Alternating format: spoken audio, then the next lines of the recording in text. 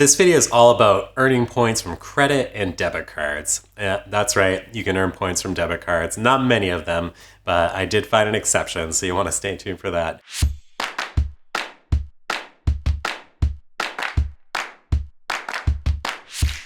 I want you to understand how credit card points work. They're a little bit different than your typical loyalty points, and the fact that these points can be used in a totally different way.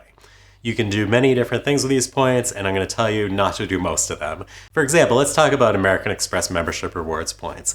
You can redeem these points for so many different things. You can go online and you can redeem them for gift cards. You can redeem them for shopping. You can redeem them for travel that you book within their portal. The best thing that you can do with these points, I'm going to tell you without question, is to transfer them to another program. And the reason why is when you use your points through the American Express portal, you're only going to get sometimes a half a cent or 1 cent per point value. But if you would want to transfer those to a different program, like for example, a hotel or an airline loyalty program, you can often get 2 times, 5 times, 10 times. Once we actually got 25 times the value per point just by using them for an overpriced flight in British Airways first class. So there's incredible value there, and I'm going to take you through step by step, basically explain how to do this so that you're not afraid. So the process of transferring points is not that hard. On some of the sites it's a little bit hidden, but I'm going to walk you through on the ones that I use and show you on the computer exactly how to do it. Now, there's different types of credit card points that you can earn, such as flexible points and co-branded points. I was talking earlier about if you got like a United Mileage Plus Explorer card, for example, that's going to earn loyalty points for United. So you're just going to earn United miles with that card. You're not going to be able to do anything outside of the United program. If you were to earn American Express membership rewards points, those points can't be used for United's loyalty program because they're not a transfer partner, but I can transfer them to some of United's partners, for example, Air Canada Aeroplan or Avianca Life Miles. They're both part of the Star Alliance program, and we can get even better deals on United flights using their points than using United's own points in many cases. One example would be if you want to fly from New York to London using United Airlines miles, that's going to be 80,000 miles. But if you wanted to use Air Canada's Aeroplan miles to book the same exact flight, it's only going to be 60,000 miles. So one of the ways that you're going to be able to use a lot more points for your money is going to be able to earn points that you can diversify and spread to different accounts. In other words, points that you can transfer. There are a few factors to consider when selecting credit cards for earning points, and that is, what are your travel habits? Are you someone that likes to spend a lot of time in hotels and maybe you want to make sure that you get really good upgrades or, free nights, free suites, that sort of thing? Are you someone that spends a lot of time at the airport? Maybe you travel a ton for business, so you want to get a club card so you can get access to the airline's club lounge whenever you'd like. Maybe you're someone that's not so loyal. Maybe you just like to take a couple of really nice luxurious trips each year and you want to get the best value out of that. So in that case, you'd probably want to look at something like an American Express card where you can earn points that you can transfer to many different types of programs, but also it comes with a lot of travel loyalty perks too. Now, one of the fastest ways to get started with your points balance is from a big fat sign-up bonus offer and take advantage of the rewards bonus that they give you right off the bat. These can be anywhere from 50 to 100,000 points or more.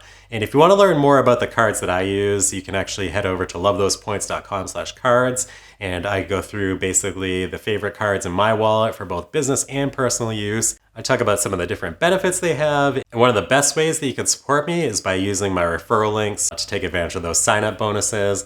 And those links will bring you directly to those credit card sites so that you can see the best bonuses that are available. Now, in order to maximize your points earnings, you want to make sure that you're using your credit card as often as possible and for the most points possible. What this means is pretty much any time you can use a credit card without spending a fee, you want to use that credit card that is going to earn the most points. Now, the caveat is the credit card companies, they want you to pay interest, right? So if you want to beat them at their own game, you're going to want to pay off that credit card balance in full every month. By doing so, you're still going to probably have an annual fee or whatever is part of that program, but you're not going to have any of those expensive interest charges, which can quickly take away from the value that you're going to get out of your points. If you already have some credit cards that earn points, basically do an audit of those credit cards and find out which categories earn you bonus points. points. Some of my favorites are, right off the bat, the Capital One Venture X card earns double points on everything. So that's kind of like my fallback card. If I'm going to spend money and there's not a bonus category, then I'll put on that Capital One card because that earns double points for everything. American Express actually has a Everyday Business Blue card, which I have as well, and that earns double points on, I believe, the first $50,000 you spend on that card each year. So for all our business expenses, the ones that aren't going to earn any bonus points, that's the card we use for that. So right off the bat, you've already doubled the amount of points you're using. Now, beyond that, there's a lot of great offers depending on which card that you use. Many of the most popular bonus categories are going to be supermarkets, gas stations, various types of travel, and so on. Some of my favorites are with rental cars on Capital One Venture X, you get 10x the points, and also with hotels you book through them. With American Express, any flights that you book directly through the airline using your Platinum card, you're gonna earn 5x points for that. They also have an incredible hotels program called American Express Fine Hotels and Resorts. And if you have a Platinum or Black card, you can actually take advantage of that and basically get some incredible, like almost like top tier loyalty benefits and some of the best hotels in the world. For example, if you're staying at a Four Seasons hotel, like we love to when we can afford it, you can check in early. They do like a 12 p.m. checkout. They'll give you a $100 credit on your stay, which might be able to use at the spa. Sometimes you can use it anywhere in the hotel. You'll be able to do a guaranteed 4 p.m. late checkout. There's typically a room upgrade that's involved. They're going to give you free breakfast, which should be worth as much as like, $80 or $100 a day at some of these hotels. These benefits add up super fast. So having the right cards in your wallet can make a big difference. A lot of these cards will also give you Priority Pass access. Priority Pass is an international lounge network. That means in basically the most popular airports, the largest airports throughout the world, they often have Priority Pass lounges. And if you have a Priority Pass, you can use that lounge for free. And just like the airline lounges, these will have very nice, quiet, comfortable place to sit and eat. Typically free food, maybe self-serve or a serviced bar. All included, beer, wine, all that good stuff. A lot of them have showers, so it's really great if you're taking a long haul flight. Maybe you've got a layover in between to take a shower. So those things can make a really big difference in the type of experience that you have traveling. Now, one word to the wise before you sign up for a new credit card that has a big bonus is there's going to be a spending minimum that you have to hit. For some of these cards, it might be $1,000. For some of these business cards, it might be tens of thousands of dollars. So pay attention to that. They'll give you typically anywhere from like 1 month to 3 months to spend a certain amount of money on that card. And if you don't do it, they're not going to give you that sign-up bonus that they promised. So just make sure that that's something that's like within your comfort range, because you don't want to sign up for a credit card and then do all that work, and then all of a sudden you're missing out on, a 60, 80,000 point sign-up bonus. I also don't encourage churning of credit cards. Like a lot of people, they'll just sign up for different credit cards and cancel them to basically stack up those loyalty bonuses over and over. Personally, I'm not a big fan of that. I like to sign up for credit cards that are going to give me the most value for the way I'm traveling, rather than have like 100 different credit cards that I have to manage in my wallet. So I would advise you to stay away from that, unless that's something you're really into, by all means. But personally, I would recommend just basically focusing on the cards that are going to actually benefit you. And if you find out that after a year or two that these cards aren't getting the benefit, especially because most of them do come with an annual fee of like $99 or more. I know the high annual fee one, like the American Express Platinum card, I want to say it's now $6.99 a year or something ridiculous. So those fees are only going to be worth it if you're going to get at least that value out of the card. I can tell you that I do for sure. But for a lot of people, if you're only traveling maybe a couple of times a year, it may not make sense to have a handful of these like high fee credit cards.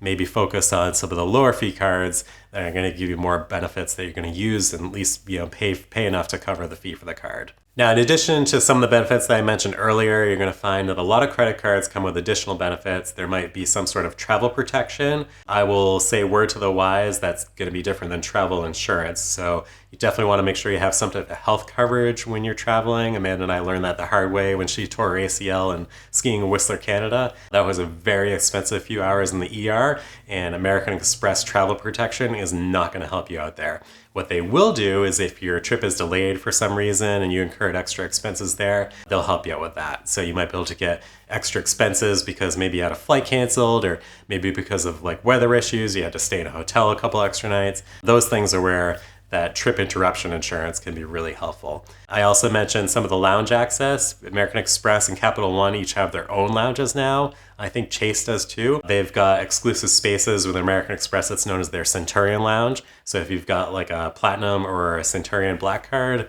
you can access those places for free, with limitations. Now, every credit card is going to have some different benefits. They might have different insurance regarding rental cars. A lot of times, keep in mind, if you're traveling internationally, your US car insurance isn't going to cover the insurance in another country, but perhaps the credit card that you do does. So read up on their program. I know I've got a couple of credit cards that offer various levels of rental car protection, so I don't have to worry about that so much when I travel. There's always exceptions to the rule. So places like, for example, Ireland, Italy, maybe other places which aren't so known for having the safest roads, they might be exempt from the credit card rental protection. So definitely read into that, because the last thing you want to do is get in an accident and find out that you don't have any insurance, and now you're responsible financially for all the damage. That could certainly put a big damper in anyone's vacation. Now, most of us are going to end up using a few different credit cards. So like I mentioned earlier, it's great to have a little bit of a cheat sheet for what card to use when, and definitely stay on top of it. I have a special bills calendar in my calendar so that I don't miss any payments. So basically make sure that I've got a reminder for any upcoming bills that are coming up, because you don't want to pay those late. Otherwise, the interest will kick in. You get hit with a late fee, and that's no good. It's also just a great idea to keep an eye on which credit card's going to earn you the most points. And some cards might offer like bonus points, especially around the holidays. They might say, oh, if you spend money, like Amazon, we'll give you 5x points at Amazon. So keep an eye out for that. Definitely worth reading those like marketing emails sometimes, especially since those things typically come through there. At the very least, once you get the card, sit down, read the terms and conditions, go on the website, and make sure you know the benefits that are included so that you're not missing out. Now, I did promise there's a debit card that actually earns points, and this is really exciting. So American Express offers their own checking account for both business and personal use, and they offer a debit card which will give you half a point on every dollar you spend. Now, considering most debit cards don't come with any type of rewards whatsoever, this is a really great offer. I will caution you a little bit on debit cards. I don't know if you remember that movie, Catch Me If You Can, the one where Leonardo DiCaprio played that guy that basically wrote bad checks around the world posing as a Pan Am pilot. Well, the real life character, his name is Frank Abagnale. He went on to work with the FBI. And he said he doesn't let anyone in his family use a debit card just because there's so many inherent security risks. Personally, I've had money stolen out of my bank account from people swiping my debit card number in the past, so that's not something I do anymore. Keep in mind, with a credit card, there's an extra layer of protection on top of your spending. With a debit card, it's directly connected to your bank account.